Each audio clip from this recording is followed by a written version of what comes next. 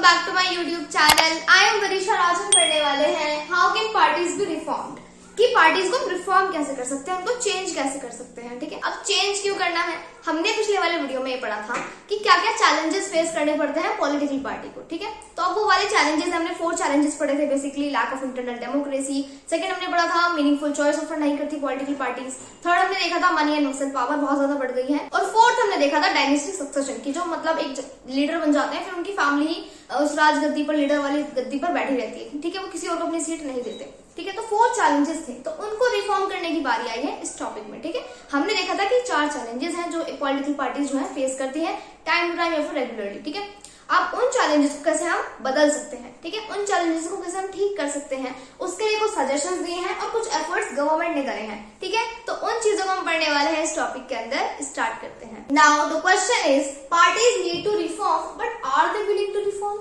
Parties को जरूरत तो है रिफॉर्म करने की, क्योंकि हमने 4 चैलेंजेस पढ़े थे जो political parties time to time face करती है। ठीक है, अब 4 चैलेंजेस पढ़े थे, नीड टू रिफॉर्म, जरूरत तो है, but are they willing to reform? तो क्या जो पार्टीज है वो चाह रही है कि हम रिफॉर्म करें, हमारे अंदर कुछ चेंज है? वो नहीं चाह रही मोस्ट ऑफ द टाइम, क्योंकि उसमें पॉलिटिकल पार्टी का तो कुछ फायदा नहीं होना ना। ठीक है, वो तो अपनी एक कंफर्ट जोन में बैठे हैं जिससे वो निकलना नहीं चाहते। ठीक है, क्योंकि उनमें उसको प्रॉफिट हो रहा है। ठीक है, और कहीं ना कहीं वो जनता के लिए ठीक होगा अगर पॉलिटिकल पार्टीज में हम कुछ रिफॉर्म करते हैं। तो most of the parties reform नहीं चाहती, लेकिन जो पार्टीज जनता के हित में है, जनता का अच्छा चाहती है, वो चाहती भी है। ठीक है, तो पार्टीज को होना चाहिए रिफॉर्म, नीड टू रिफॉर्म, यानी कि जरूरत है रिफॉर्म करने की। लेकिन क्या पॉलिटिकल पार्टीज खुद चाहती है रिफॉर्म हो? अगर वो खुद ही चाहेंगी जब भी कुछ हो सकता है। ठीक है, क्योंकि लीडर्स वगैरह के हाथ में ज्यादा पावर जो है वो कंट्रोल में होती है।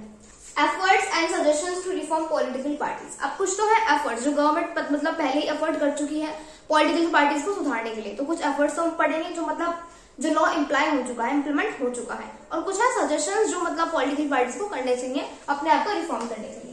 पहला एफर्ट जो गवर्नमेंट ने किया है वो है constitution amended to prevent MPs and MLAs from defection. अब कॉन्स्टिट्यूशन को क्या किया गया है? अमेंड किया गया है। अमेंड करना क्या होता है कि जब भी कॉन्स्टिट्यूशन में कोई नया चेंज या फिर बदलाव हम डाल देते हैं, तो कॉन्स्टिट्यूशन में क्या अमेंड किया गया है?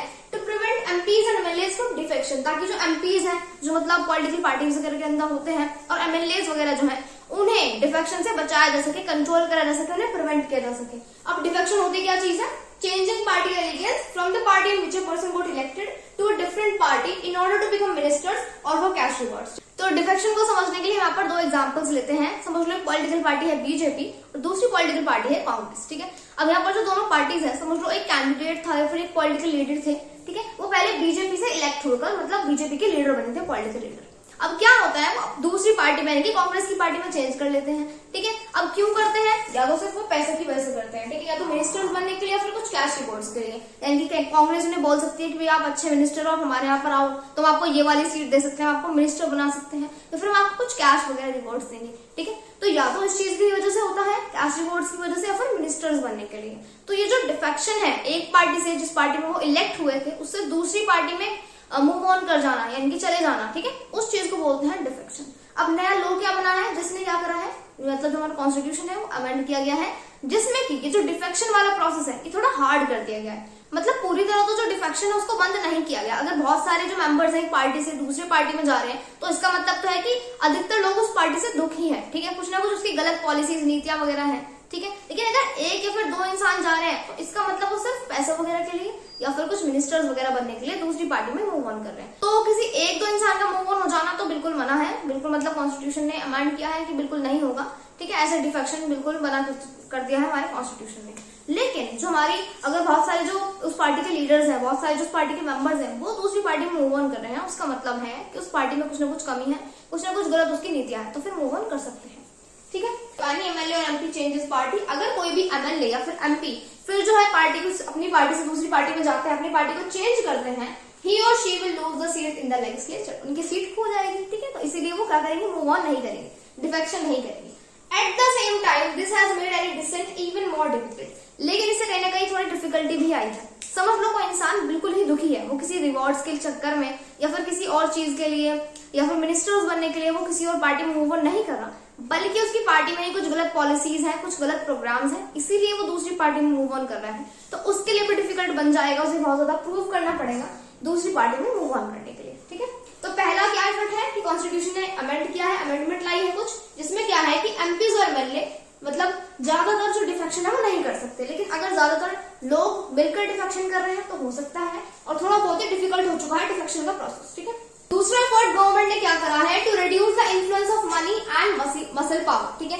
तो इससे पिछले वाले वीडियो में हमने पढ़ा था कि मनी एंड मसल पावर बहुत ही बड़ा ड्रॉबैक और चैलेंज है पॉलिटिकल पार्टीज को ग्रो होने के लिए, ठीक है। अच्छे से पॉलिटिकल पार्टीज वर्क ही नहीं करेंगे जब मनी एंड मसल पावर चलेगा। आम आदमी तो कभी खड़ा नहीं हो पाएगा इलेक्शन में, ठीक है। तो मनी और मसल पावर बहुत ही बड़ा ड्रॉबैक है। अब उसको टैकल करने के लिए क्या चीज है, candidates are required to file an affidavit. अब जो कैंडिडेट्स हैं उनको क्या करना पड़ेगा, अपने बिहाफ पर एक एफिडेविट देना पड़ेगा, ठीक है। उसको देना पड़ेगा। एफिडेविट क्या होता है, एफिडेविट एक तरह से पेपर वगैरह होता है जिस पर लिखा होता है कि आपके खिलाफ कोई भी क्रिमिनल केस जो है वो पेंडिंग नहीं है, ठीक है, और आपके पास इतनी प्रॉपर्टी है, और अब जो है आप ऐसी एक्टिविटी में इंडल्ज भी नहीं होंगे, ठीक है। तो उसमें आपके सारा एक तरह से आप प्रॉमिस लेते हो कि ऐसा आगे कुछ होगा नहीं, और मतलब आपके पीछे भी कोई क्रिमिनल केस नहीं है, आपके पास कितनी प्रॉपर्टी है, ठीक है। तो यहाँ पर हमारे से दो चीजें श्योर हो जाती है कि वो इंसान ज्यादा रिच नहीं है और उस इंसान के खिलाफ कोई क्रिमिनल केसेस, कोई क्रिमिनल एक्शन वगैरह नहीं पेंडिंग है, ठीक है।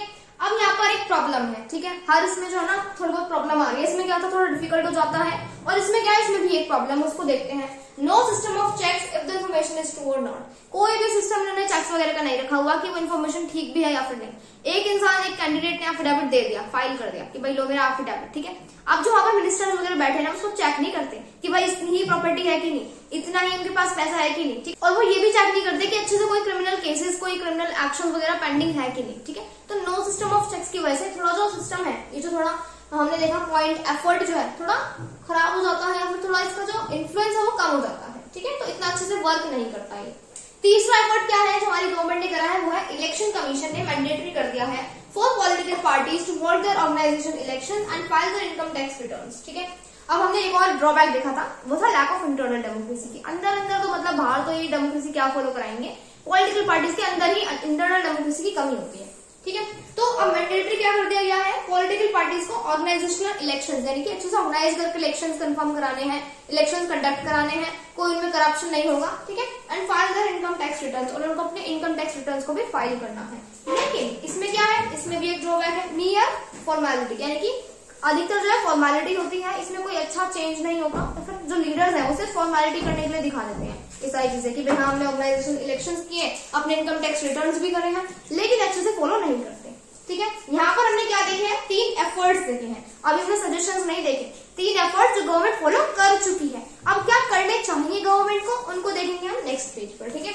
डिफेक्शन आपको समझ आया। तो अभी हमने पिछले पेज तक हमारे वो रिफॉर्म्स पढ़े हैं जो इम्प्लीमेंट करा चुकी है पॉलिटिकल पार्टीज और गवर्नमेंट। अब हम पढ़ने वाले हैं सजेशंस जो दिए जाते हैं अक्सर पॉलिटिकल पार्टीज को कि भाई आपको ये चीज करनी चाहिए अपने चैलेंजेस को ओवरकम करने के लिए, ठीक है।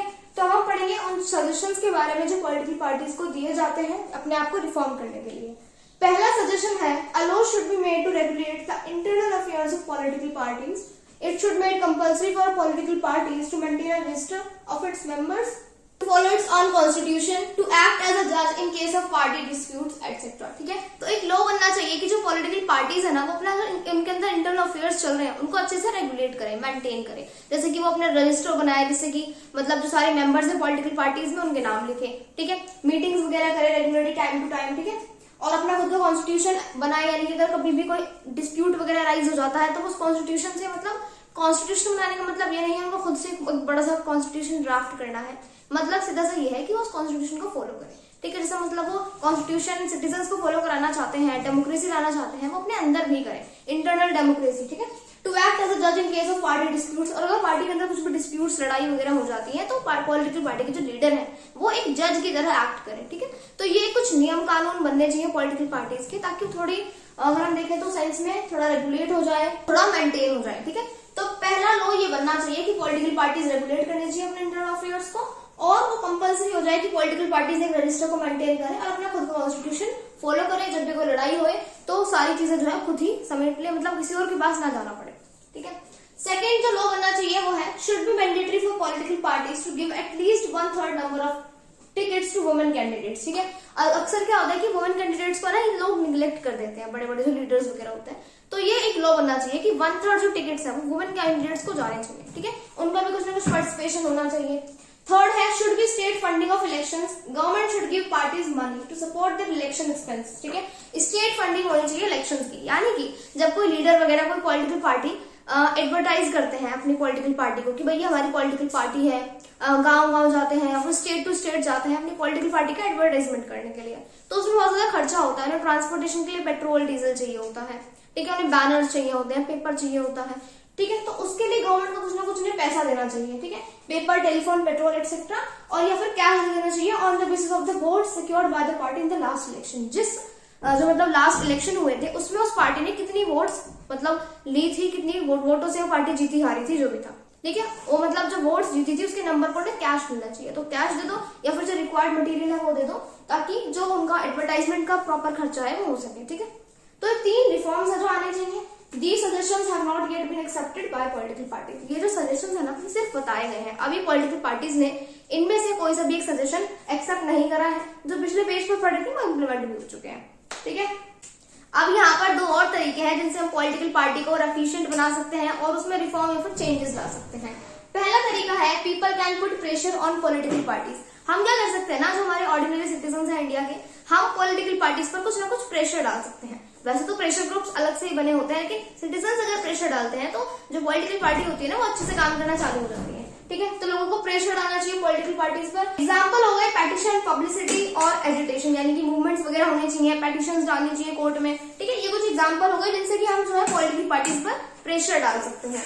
Ordinary citizen, pressure group and movements, media can play important role here. और यहाँ पर ऑर्डिनरी सिटीजन यानी कि जो उस कंट्री के सिटीजन हैं, जैसे कि हम इंडिया के नागरिक हैं, प्रेशर ग्रुप्स जो होते हैं और जो मूवमेंट्स होते हैं और जो मीडिया होती है वो बहुत ही अच्छा रोल प्ले कर सकती है हमारे पॉलिटिकल पार्टी के अंदर रिफॉर्म लाने के लिए, ठीक है। इस वाली चीज में जो हमने देखा प्रेशर डालने के लिए, ठीक है। सेकंड तरीका कौन सा है, if those who want this join political parties, ठीक है। अब हमने देखा कि जो लोग चाहते हैं रिफॉर्म करना एक्चुअली में, जिन्हें लगता है कि भाई पॉलिटिकल पार्टीज के अंदर रिफॉर्म आना बहुत ज्यादा जरूरी है, वो कुछ गलती कर रही है, कुछ नेता अच्छे से काम नहीं कर रहे, ठीक है। तो जो लोग ये सब कुछ चाहते हैं ना, उनको खुद पॉलिटिक्स ज्वाइन कर लेनी चाहिए। बाहर से अगर आप खड़े हो कह रहे हो कि भाई ये चीज गंदी है, खराब है, तो उसमें कुछ परिवर्तन नहीं आने वाला, लेकिन आपको खुद इंडल्ज होना पड़ेगा उस प्रैक्टिस के अंदर, अगर आपको सिस्टम जो है अच्छे से ठीक करना है तो, ठीक है। तो यहाँ पर भी ऐसे ही है, if those who want to join political parties, जो लोग चाहते हैं ना पॉलिटिक्स को ठीक करना, उनको पॉलिटिक्स में मिक्स होना पड़ेगा, जाना पड़ेगा। तो उन लोगों को पॉलिटिकल पार्टीज को ज्वाइन करना चाहिए जो चाहते हैं कि पॉलिटिकल पार्टीज के अंदर कुछ अंतर आए, वो ट्रांसफॉर्म हो। Quality of democracy depends on the degree of public participation. और डेमोक्रेसी किस हद तक ठीक होगी, उसकी क्वालिटी कितनी हद तक बेहतर होगी, ये डिपेंड करता है कि पब्लिक, ऑर्डिनरी सिटीजन जो है उस कंट्री के, वो कितना पार्टिसिपेट करेंगे। जितना ज्यादा पार्टिसिपेट करेंगे उतना ज्यादा डेमोक्रेसी की क्वालिटी अच्छी होती चल जाएगी उस कंट्री की। It is difficult to reform politics if ordinary citizens do not take part in it and simply criticize it from the outside. ये डिफिकल्ट हो जाएगा पॉलिटिकल पार्टीज के लिए बदलना, अगर जो ऑर्डिनरी सिटीजन है ना वो सिर्फ बाहर से पॉलिटिकल पार्टीज को गंदा बताते रहे और अंदर खुद उसमें कुछ कर नहीं रहे हैं, खुद ज्वाइन नहीं कर रहे हैं पॉलिटिकल पार्टीज को, खुद इंडल्ज नहीं हो रहे हैं वैसे एक्टिविटीज में, ठीक है।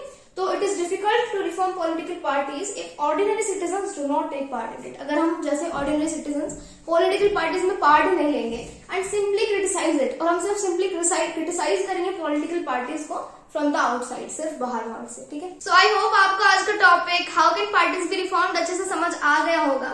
इसी के साथ हमारा आज का टॉपिक क्लियर हो जाता है, how can parties be reformed, और आपका चैप्टर भी यहाँ पर पॉलिटिकल पार्टीज कंप्लीट हो जाता है। अगले वीडियो सीरीज से हम शुरू करने वाले हैं आउटकम्स ऑफ डेमोक्रेसी, जो हमारा पॉलिटिक्स का लास्ट चैप्टर है। So that's all for today, thank you.